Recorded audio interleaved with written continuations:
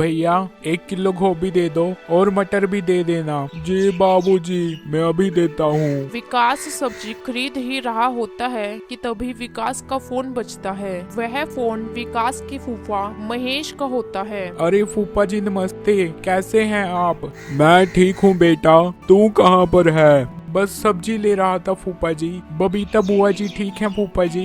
हाँ बेटा, सब ठीक हैं। सब्जी ज्यादा ले लियो बेटा, अब हम भी तुम्हारे घर ही आने लग रहे हैं। अरे वाह, आइए आइए फूफा जी, बबीता बुआ जी को भी साथ में लेकर आना। हाँ, तेरी बुआ भी साथ में ही है। यह खबर सुनकर विकास को बहुत खुशी होती है। विकास जल्दी से सब्जी लेकर घर की ओर जाता है। विकास एक इंजीनियर था जो शहर में रहता था। विकास अपने पिता और पत्नी अंजलि के साथ ही रहता था। विकास की अंजलि के साथ नई नई शादी हुई थी। अंजलि बहुत ही सुशील और सुंदर लड़की थी। कुछ ही देर में विकास सब्जी लेकर घर आ जाता है। आ गए आप सब्जी लेकर, लाइए सब्जी दीजिए। विकास अंजलि को सब्जी दे देता है। इतनी सारी सब्जी? अरे मैंने तो सिर्फ आलू और गोभी मंगवाई थी, आप इतनी सारी सब्जी क्यों ले आए? अरे नहीं अंजलि, वो तो फूफा जी और बुआ जी आने वाले हैं। क्या मेरी बहन बबीता आने वाली है? जी पिताजी, मेरे पास फोन आया था फूफा जी का,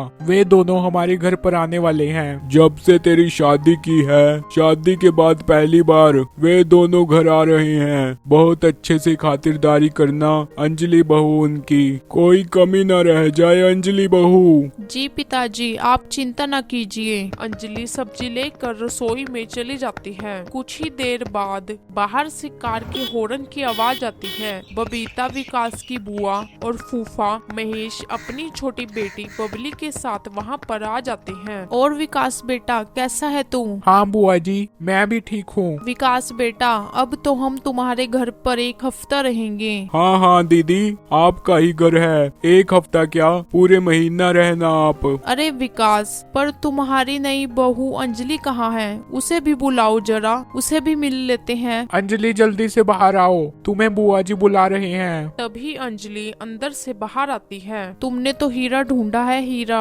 अरे वाह भैया, भाभी तो बहुत सुंदर है, एकदम चांद का टुकड़ा है। बुआ जी, अंजलि खाना बहुत स्वादिष्ट बनाती है। खाना खाकर ही पता लगेगा कि तेरी बहू खाना कैसे बनाती है। आप बैठिए बुआ जी, मैं पानी लेकर आती हूँ। अंजलि रसोई में पानी लेने जाती है। विकास भी रसोई में आ जाता है। यह तुम्हारी बुआ जी और फूफा जी हैं। मैंने हमारी शादी में तो देखे नहीं। अंजलि, बुआ जी और फूफा जी हमारी शादी में नहीं आए थे। लेकिन बुआ जी ऐसा क्यों कह रहे थे कि वह 1 हफ्ता रहेंगे? हाँ अंजलि, बुआ जी पहले भी हमारे घर पर 10-10 दिन रहकर जाते हैं। ये क्या बात हुई? मेहमान 2 दिन रहता है, 3 दिन रहता है, लेकिन 1 हफ्ता तो कोई नहीं रहता। तुम्हारे घर का तो कुछ अलग ही सिस्टम है। अरे अंजलि, तुम गुस्सा क्यों होती हो? कोई बात नहीं, वैसे भी बुआ जी बहुत दूर रहते हैं। अंजलि, तुम 1 हफ्ता बुआ के आगे कुछ न बोलना और शांत रहना, वरना वह क्या सोचेंगे कि विकास की पत्नी कितना बोलती है। जाओ बुआ जी को पानी दे दो अंजलि। अंजलि फूफा जी और बुआ जी को पानी दे देती है। तभी विकास का पिता राजेश बोलता है,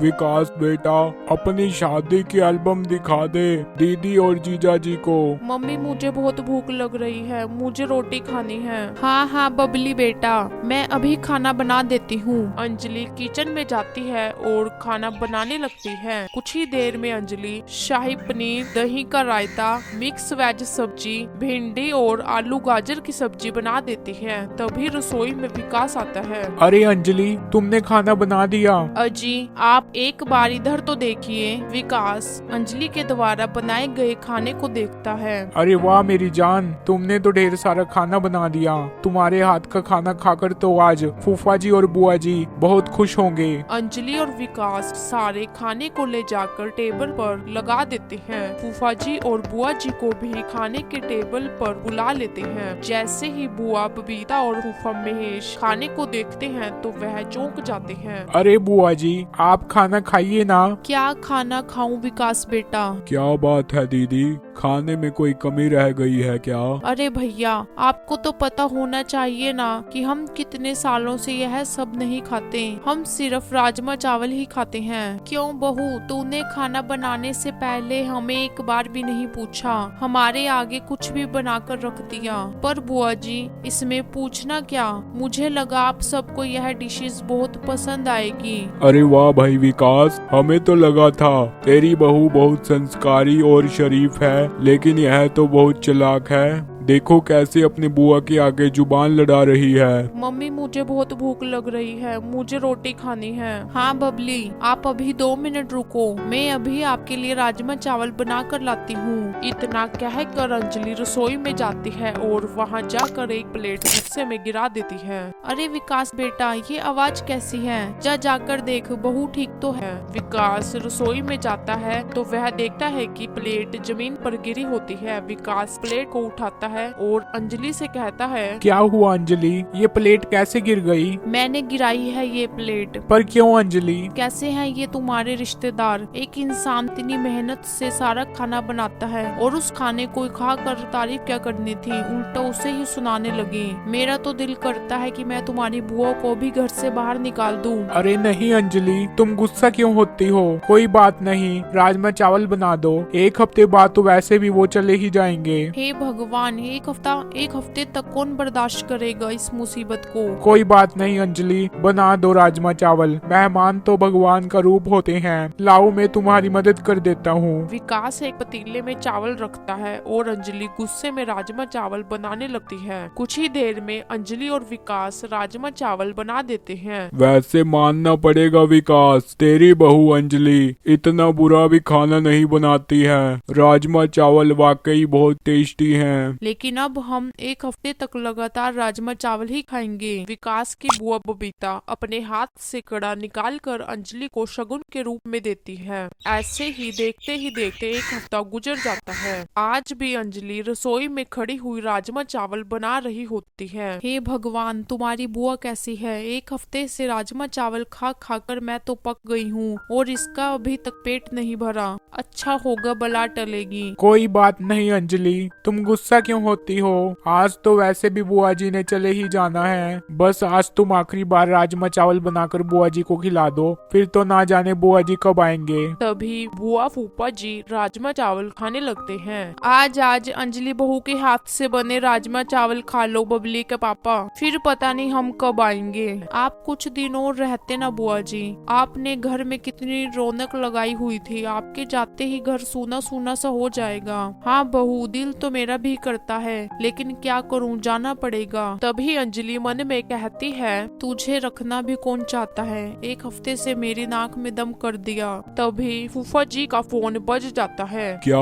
यह क्या कह रहे हो तुम? यह तो बहुत खुशी की बात है। क्या हुआ जी? अरे बबीता, जो हमने शहर में प्लॉट खरीदा हुआ था ना, उसका केस हम जीत गए हैं। अब वो शहर का प्लॉट हमारा हुआ। क्या केस जीत गई हैं? ले बहू, ले जाकर बैग अंदर रख दे, अब हम कहीं नहीं जा रहे। सत्यानाश हो अंजलि तेरा, तुझे क्या जरूरत थी इस बुआ की बच्ची को रोकने की? 7 दिन में इसने मेरा सारा खून पी लिया। अगर कुछ दिन और रही ये तो मुझे हॉस्पिटल ही पहुंचा देगी। राजेश भैया, आपको बधाई हो, हमारे शहर में जो प्लॉट था वह हम जीत चुके हैं। अब हम जब तक प्लॉट नहीं बनता यहीं पर रहेंगे तुम्हारे पास, और हर रोज बहू तेरे हाथ का राजमा चावल खाएंगे। यह बात सुनते ही अंजलि अपना आपा खो बैठती है। बुआ जी, मैं कह देती हूँ, अगर आपको यहाँ पर रहना है तो राजमा चावल नहीं बनेगा, वरना आप कहीं और चले जाइए। यह क्या बात बनी बहू, अब तो हमारे आगे जुबान भी चलाने लग गई है। तू कल की आई बहू हमारे आगे बोलने लग गई।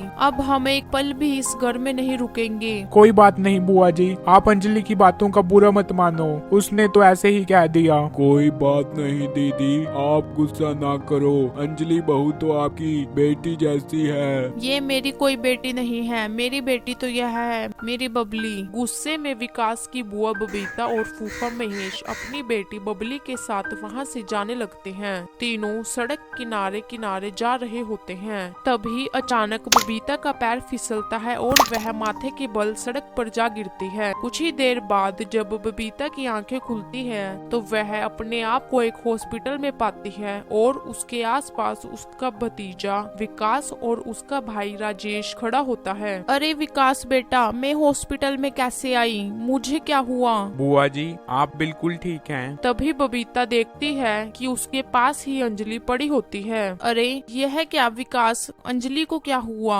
ऐसे क्यों पड़ी है? आप इनका शुक्र मनाइए, इन्हीं के कारण आपकी जान बच सकी। अगर यह ना होते तो आपकी जान न बच पाती। दरअसल आपका ब्लड ग्रुप बहुत ही रेयर है, जो बहुत कम लोगों में पाया जाता है। जब कहीं पर भी खून नहीं मिला तो इन्होंने अपना खून देकर आपकी जान बचाई। दरअसल इनका ब्लड ग्रुप और आपका ब्लड ग्रुप दोनों सेम है। बबीता को अपने ऊपर बहुत शर्मिंदगी महसूस होती है। बबीता अंजलि और विकास से हाथ जोड़कर माफी मांगती है। मुझे माफ कर दे बहू, हमने तेरे साथ बहुत गलत किया। बेटा हमने ठीक नहीं किया, आगे से ऐसा कभी नहीं होगा। जो तू बनाएगी हम वही खाएंगे, मुझे माफ कर दे। कोई बात नहीं बुआ जी, यह तो मेरा फर्ज था। यह सब मैंने इंसानियत के नाते किया